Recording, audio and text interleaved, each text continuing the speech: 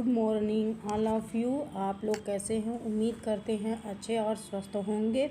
आइए, आज का टॉपिक है टीजीटी पीजीटी प्रैक्टिस सेट। आप लोग आइए चलते हैं अपने अपने टॉपिक पे। आइए, स्पष्ट दिखाई दे रहा होगा आप लोगों को, उम्मीद करते हैं। आइए, आज का पहला क्वेश्चन है, फेफड़ों में ऑक्सीजन अंततः पहुंचती है। फेफड़ों में ऑक्सीजन किसके द्वारा पहुंचती है? एलॉयल के द्वारा या ब्रोंकस के द्वारा या ट्रैकिया ब्रोंकल के द्वारा। किसके द्वारा एलॉयल पहुंचती है? यहाँ पे दिया हुआ है, आप लोगों को आंसर दिखाई दे रहा होगा। आंसर पे स्टार लगा हुआ है, एलॉयल के द्वारा। चलिए अगले क्वेश्चन पे चलते हैं। दूसरा क्वेश्चन है, रिस्पायरेटरी पिगमेंट इन तिलचट्टे में तिलचट्टे में श्वसन वर्णक है। श्वसन वर्णक किसमें पाया जाता है? तिलचट्टे में जो श्वसन वर्णक होता है वो क्या है? तो पहला दिया हुआ है ये हीमोजोइन और हीमोग्लोबिन और हीमोसाइनिन या अपसेंट। इसमें से क्या होता है? उनमें वर्णक, श्वसन वर्णक क्या होते हैं? वो अपसेंट होते हैं। कोई श्वसन वर्णक नहीं होता है। Option number D. आइए चलते हैं अगले क्वेश्चन पे, आगे बढ़ते हैं। उम्मीद करते हैं आप लोगों को हर एक क्वेश्चन समझ में आ रहा होगा। और एक क्वेश्चन जो है किसी न किसी एग्ज़ाम में पूछा गया है। ये इम्पॉर्टेंट क्वेश्चन है टीजीपीटी एग्ज़ाम के पर्पज़ से। इसको नोट करते जाइएगा। आप लोग इस क्वेश्चन को छोड़िएगा नहीं और रिवीजन करते रहिएगा। मनुष्य में स्तनधारियों में हवा बाहर से फेफड़ों में जाती है। मनुष्य और स्तनधारियों में हवा जो है वो कहाँ से जाती है? किसके द्वारा जाती है? पहला ऑप्शन है ए, नेजल कैविटी के द्वारा, लायरेंस के द्वारा, फायरिंक्स के द्वारा या ट्रैकिया के द्वारा या ब्रॉन्चिल एलॉयल के द्वारा। यहाँ पे है नेजल कैविटी द्वारा, लायरेंस द्वारा या ब्रोंकी एलॉयल के द्वारा। तो इसमें तीसरा सी ऑप्शन है, तीसरा ऑप्शन से है सी, नेजल कैविटी द्वारा, फायरेंस द्वारा और लैरिंक्स द्वारा, ट्रैकिया द्वारा, ब्रांकियोल द्वारा या ब्रांची एलॉयल द्वारा। किसके द्वारा होता है दोस्तों? होता है, इसमें ऑप्शन नंबर डी दिया हुआ है, नेजल कैविटी, फायरेंस, लैरिंक्स और ट्रैकिया, ब्रोंकियोल्स, एलॉयल, सब के द्वारा। ये जितने भी श्वसन के अंग दिए गए हैं इनके द्वारा ये फेफड़ों में, मनुष्य और फेफड़ों में बाहर से हवा जो होती है वो प्रवेश करती है। ऑप्शन नंबर, इसका आंसर होगा ऑप्शन नंबर डी। कौन सा होगा? Option number D. Nasal cavity के द्वारा भी होता है, होते हुए फायरिंग्स में जाता है, फिर फायरिंग्स से लायरेंस से ट्रैकिया, ट्रैकिया से ब्रोंकियोल्स में, ब्रोंकियल से एलॉयल में। ठीक, जो एलॉयल के द्वारा फेफड़े में। आइए अगले क्वेश्चन पे चलते हैं। विच of the following is a respiratory organ of the scorpion. बिच्छू के जो होते हैं श्वसन अंग निम्नलिखित में से कौन से हैं? जो यहाँ पे दिया गया है इसमें से बिच्छू के श्वसन अंग कौन से हैं? हम किसको बिच्छू का श्वसन अंग कहते हैं? गिल्स होता है, या तो लंग्स होता है, या टीनिडिया होता है, या बुक लंग्स होता है। तो ये तो बच्चा जानता है कि बिच्छू में और आर्थ्रोपोडा में बुक लंग्स होते हैं। ठीक, आर्थ्रोपोडा जो होता है वो सबसे बड़ा फाइलम होता है, सबसे बड़ा फाइलम है।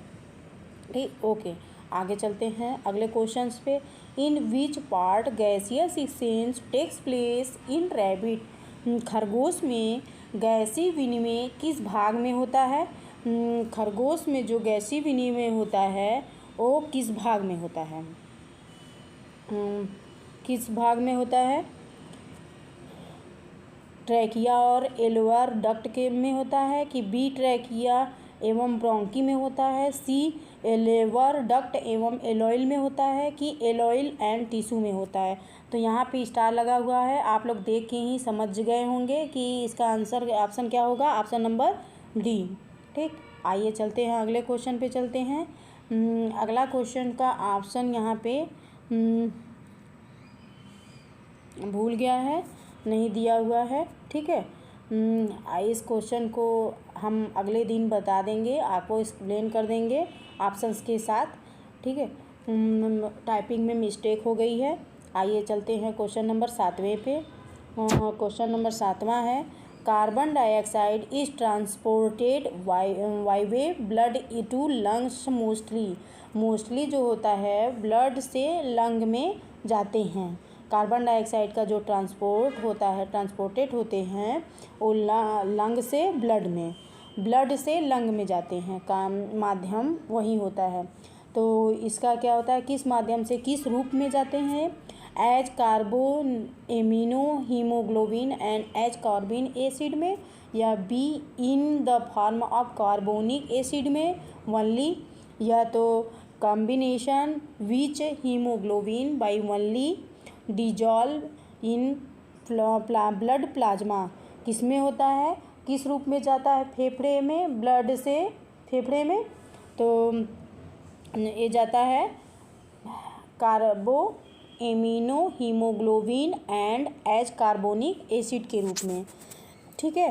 अगले क्वेश्चन पे चलते हैं। अगला क्वेश्चन है, cartilage present in the larynx of rabbit are. खरगोश के स्वर यंत्र में मौजूद कार्टिलेज किसके होते हैं? थायराइड होता है, कायरिक्वाइड होता है, या आर्टरी टिनवाइड होता है, या थायराइड क्राइक्वाइड होता है, या इपिग्लॉटिस होता है, या थायराइड क्राइक्वाइड और हिथमोइड होता है, या थायराइड या क्राइक्वाइड या पैलेटेइन होता है। किसमें होता है? इसमें भी आंसर पहले से ही दिया गया है, ये ऑप्शन नंबर ई होगा, ठीक है। थायराइड होता है, क्राइक्वाइड होता है और आर्ट्रीटिनवाइड होता है, आरिट्रिनवाइड होता है, ठीक। सॉरी, बोलने में थोड़ा सा प्रॉब्लम हो जा रही है, उसके लिए माफ़ करिएगा आप लोग। चलिए अगले क्वेश्चन पे चलते हैं। एक मिनट। अगला क्वेश्चन है, काकरोच और खरगोश की श्वास नली में समानता। यहाँ पे चलते हैं, सॉरी एक minute.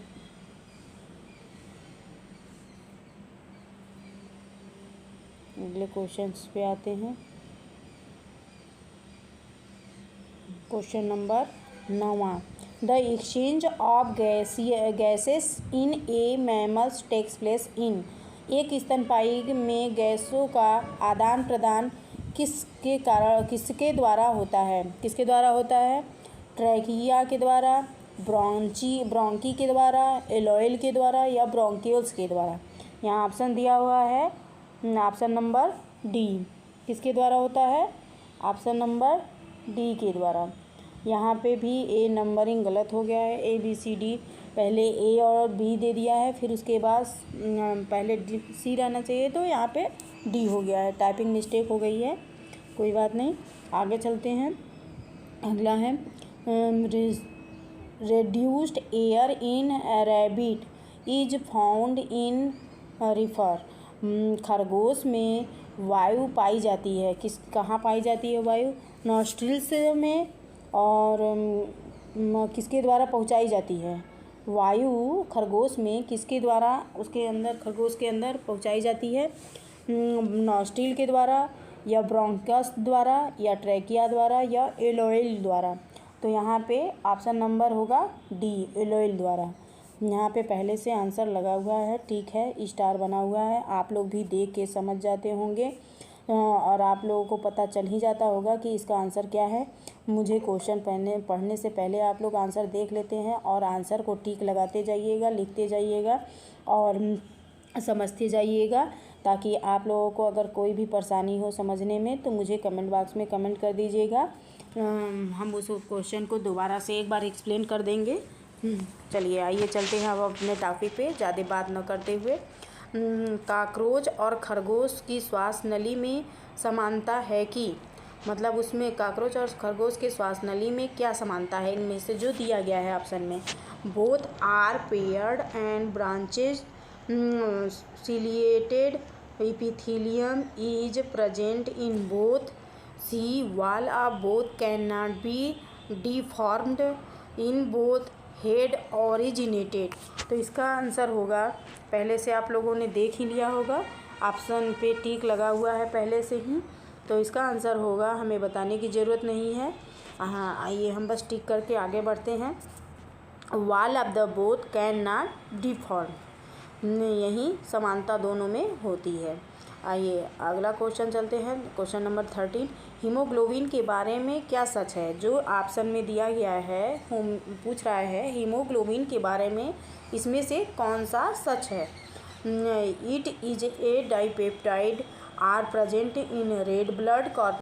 It is present in the dissolve state in the blood plasma in earthworm. ये तो गलत है।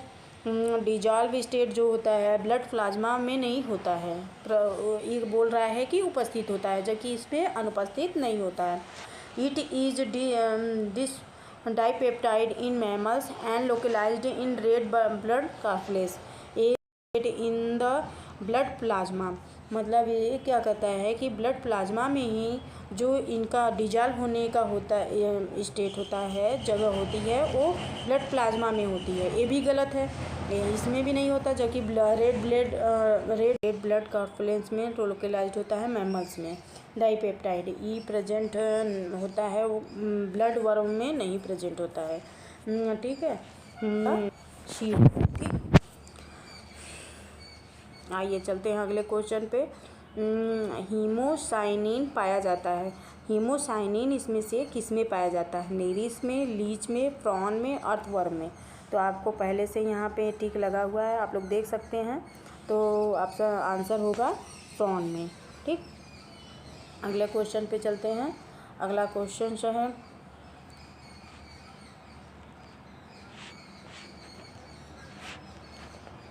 अगला क्वेश्चन जो है किस जानवर में, अगला क्वेश्चन जो है कि किस जानवर में श्वसन में डायफ्राम की कोई भूमिका नहीं होती है? तो किस में नहीं होती है? रैट में होती है, रैबिट में होती है, फ्रॉग में नहीं होती है, क्योंकि यहाँ ये एम्फीबियंस होता है, इसमें गिल्स भी होते हैं और फेफड़े भी होते हैं, तो ये इसमें डायफ्राम की कोई ज़रूरत नहीं होती है। आइए अगले क्वेश्चन पे चलते हैं। अगला क्वेश्चन है which of the following diagram we view human मानव श्वसन प्रणाली निम्नलिखित में से और एक ही दृश्य ए से डी तक के, यहाँ पे चित्र को नहीं दर्शाया गया है, टाइपिंग मिस्टेक है। आइए आप ऑप्शंस को देख लेते हैं, ऑप्शंस में इसमें एक्सप्लेन कर सकते हैं। इसका मतलब दिया हुआ है, ए को पूछा है क्या हो सकता है, तो इसका आंसर है, आंसर दे दिया गया है, आंसर देख लीजिए एक बार और जाके हम कल इसको करेक्ट कर देंगे। ठीक है, आइए चलते हैं अगले टॉपिक पे। अगला टॉपिक है मेरा, अगला क्वेश्चन है arrange of the following in disorder increasing in the volume. मात्रा बढ़ाने के क्रम में निम्नलिखित को व्यवस्थित करिए। तो इसका आंसर है जैसे ज्वारीय आयतन, अवशिष्ट आयतन, श्वसन, आरक्षित मात्रा, महत्वपूर्ण क्षमता, तो इसको बढ़ते क्रम में हमें लिखना है। ठीक है, तो इसमें इसका आंसर दिया हुआ है ऑप्शन नंबर बी। तो पहले होगा ज्वारीय आयतन, फिर उससे छोटा तीसरा होगा श्वसन आरक्षित मात्रा, फिर उससे छोटा दूसरा होगा अवशिष्ट आयतन, फिर चौथा होगा महत्वपूर्ण, सबसे ज़्यादा महत्वपूर्ण क्षमता होती है, विटल कैपेसिटी होती है। ठीक, इसका आंसर होगा बी। ठीक है, आइए चलते हैं अगले क्वेश्चन पे। अगला क्वेश्चन है 19 नंबर। The largest quantity of air that can be expired after a maximum expiratory effort. वायु की अधिकतम मात्रा एक से अधिक श्वसन प्रयास के बाद समाप्त हो सकती है। किसमें समाप्त हो सकती है? वाइटल कैपेसिटी ऑफ लंग में। किसमें समाप्त हो सकती है? वाइटल कैपेसिटी ऑफ लंग में। ऑप्शन नंबर सी इसका आंसर होगा। आइए आगे बढ़ते हैं, चलते हैं आगे अपने दूसरे क्वेश्चन पे। The enzyme essential for the transport of the carbon dioxide as bicarbonate in blood is. रक्त में बाइकार्बोनेट के रूप में, थोड़ा जबान लड़खड़ा जा रहा है उसके लिए मैं सॉरी बोलती हूँ, कार्बोनेट के रूप में कार्बन डाइऑक्साइड के परिवहन के लिए क्या ज़रूरी है। तो इसमें ऑप्शंस दिया है कार्बो ऑक्सी पेप्टाइडेज या सक्सिनिक डिहाइड्रोजिनेज या कार्बोनिक एनहाइड्रेज या थर्मोकाइनेज या लैक्टेज। कौन सा होता है? ऑप्शन नंबर सी होता है। इसमें कौन सा होगा? Option number C. Okay, thank you. आइए अगले क्वेश्चन पे चलते हैं। The amount of volume of air that can be in expired normally is called. हवा के आयतन की मात्रा जिसे सामान्य रूप से प्रेरित समाप्त किया जा सकता है कहलाता है, क्या कहलाता है? टाइडल वॉल्यूम कहलाता है। क्या कहलाता है यहाँ पे? टाइडल वॉल्यूम कहलाता है। आइए अगले क्वेश्चन पे चलते हैं। क्वेश्चन नंबर 22वां। Capacity of human lung for air. हवा के लिए मानव की फेफड़े की क्षमता क्या होती है? तो मानव के फेफड़े की क्षमता, ये तो सब जानते हैं, 3000 ml होती है। ये तो सबको पता है, ये तो नॉर्मल क्वेश्चन है, एक छोटा सा क्वेश्चन, लेकिन हर एग्ज़ाम के पर्पज़ से ये इम्पॉर्टेंट क्वेश्चन है। आप लोग इस क्वेश्चन को अच्छे से पढ़ते रहिएगा, रिवीजन करते रहिएगा। जो भी क्वेश्चन यहाँ से दिया गया है वो क्वेश्चन बहुत ही इम्पॉर्टेंट क्वेश्चंस है। इस क्वेश्चंस को आप नोट कर लीजिएगा। आइए चलते हैं अपने अगले टॉपिक पे, अगले क्वेश्चन पे। अगला क्वेश्चन है 23। Residuals volume is. अवशिष्ट मात्रा है। अवशिष्ट मात्रा कौन सा है इसमें से? Lesser than tidal volume, greater than in expiratory volume. थोड़ा लैंग्वेज ऊपर नीचे हो जा रहा है, उसके लिए माफ़ करिएगा। Greater than vital capacity. D option है ग्रेटर देन ट्रायल वॉल्यूम। तो इसका आंसर होगा ऑप्शन नंबर डी। यहाँ पे पहले से ही ऑप्शन दिया गया है और टिक किया गया है, स्टार लगा हुआ है, तो इसका मतलब वो वही आंसर इसका है। आइए अगले क्वेश्चन पे चलते हैं। Vital capacity of the lung include फेफड़े की महत्वपूर्ण क्षमता में शामिल है या बलपूर्वक सांस लेने के बाद अधिकतम जबरन सांस छोड़ने पर जितनी हवा को बाहर निकाला जा सकता है वह किसके बराबर होती है? तो वो होती है ऑप्शन नंबर ए, IRV और प्लस टी टाइटल वॉल्यूम, और इसका होगा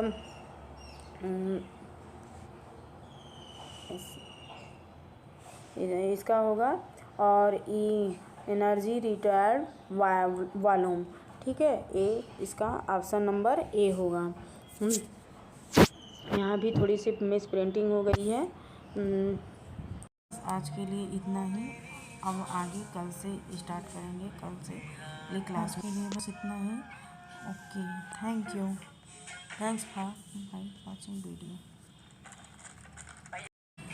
अगर वीडियो अच्छी लगी हो तो लाइक एंड सब्सक्राइब करना ना भूलें। Thank you.